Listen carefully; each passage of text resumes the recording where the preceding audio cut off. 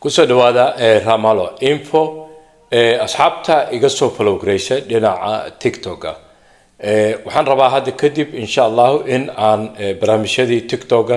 aan u soo wareejiyo YouTube-ka sabab badan oo jiro TikTok badana waxa badan sharciyadiisa marka qaarkood waxa isleedahay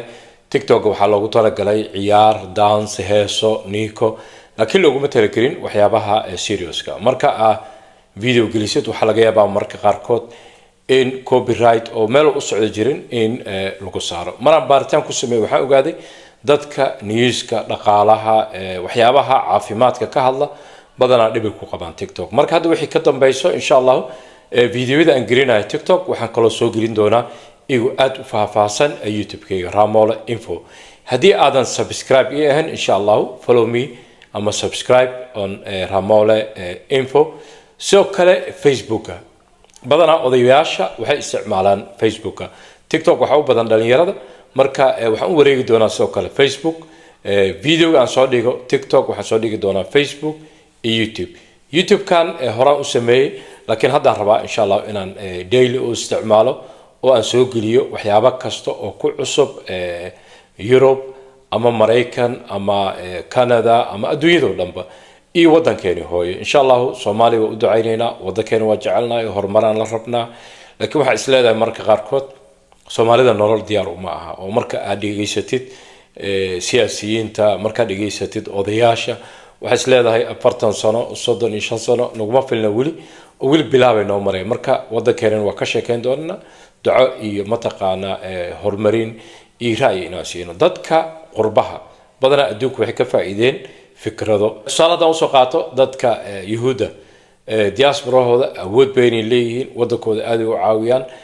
dulmigaas ku caawiyaan laakiin anaga Soomaali dulmi kuma caawineen waa wadankeeni dadka ma xoogin laakiin inaan ku caawino waxbarashada dhiirigelinta inaan kaliya aan noqonin dad niiki aan noqono dad cilmigan dhalinyarada baratay in Europe laga wado oo Soomaaliya la geeyo injineerada la wado takhaatiirta la wado marka barnaamij dheer oo noqon doona kaas taasna waa dhiirigelinayna laakiin waxyaabaha ku saabsan siyaasadda Soomaaliya qof walba waxaan kula talinaa inuu ka fogaado marka siyaasadda Soomaaliya waa dib badan tahay in la fahmo nimanka qaarkood siyaasadda noo galay ka daacadka ma aha siyaasadda adduunyada lacag laga ma sameeyo magac laga sameeyaa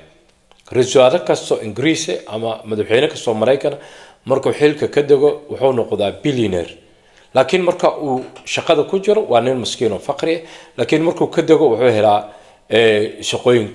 asaga private ahaan u qabsado qaarkood jaamacaday lecture ka bixiyaan qaar nabadda adduunka qayb ka qaataan qaar mataqaana wadamada carabta tagaan oo shirarka tagaan lagu casuumaa lacag la siiyaa marka siyaasadda magac laga sameeyaa laakiin lacag laga ma sameeyo Afrikaanka waxay rabaan oo Soomaaliya ka mid tahay in siyaasadda lacag laga sameeyo siyaasadda waxa la rabaa in legacy ka tagtid in taariikh ka tagtid in magac ka tagtid magacaas